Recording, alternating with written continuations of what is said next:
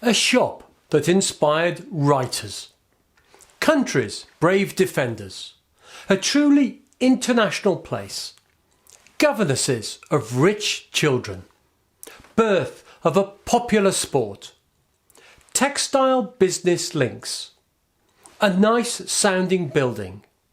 The initial steps of commerce. Moscow has always been a multicultural city. If we look back at its history, we will see that there were several foreign communities living in Moscow on a permanent basis. We all know about German people inhabiting the banks of the Yaza River, where little Peter, the future Tsar of all Russia, ran around making friends and got his first ideas of learning about ships and fleets. But what do we know about the British community of Moscow? Did it even exist? The first ties between Russia and Britain were formed in the middle of the 16th century, in the time of Ivan the Terrible. It was then that some wealthy British merchants founded the Muscovy Company, which held a monopoly on trade between Britain and Russia until 1698. The building of its Moscow headquarters was granted to the company by the Tsar in 1556 and can still be visited at 4 Varvara Street, known to us now as the Old English Court. Beginning from the time of Peter the Great, several talented British military men moved to Russia. Many of them served as army generals and navy admirals, defending Russian borders in different wars and battles.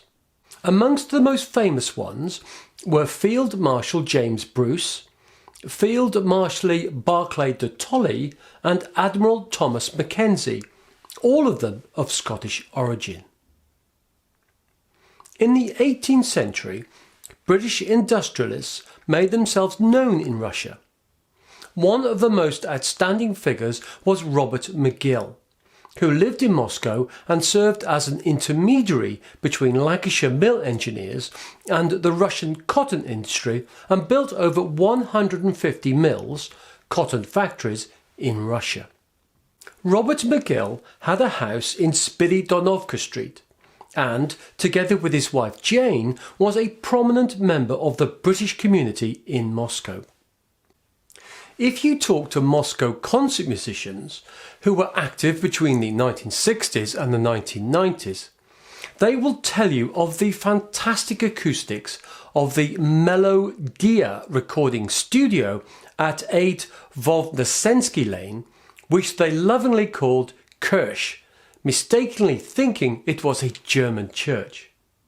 This building, designed in the English neo-Gothic architectural style, was in fact built in 1885 by Robert McGill and is St Andrew's Anglican Church, which was used as a recording studio in Soviet times. Another spectacular example of British architecture in Moscow is the old building of TSUM, next to the Bolshoi and Mali theatres. Built in the early 1900s, it was back then the biggest department store in Moscow. It was owned by Scottish merchants Andrew Muir and Archie Mirrlees. Mayakovsky mentions Muir and Mirrlees in several of his poems, while Chekhov named his dogs after its two owners. In 1887, two other cotton industrialists from Lancashire, Clement and Harry Charnock, moved to work at a cotton factory in Orikovo Zuevo near Moscow. They were both great football fans and decided to introduce this game to the workers of the factory.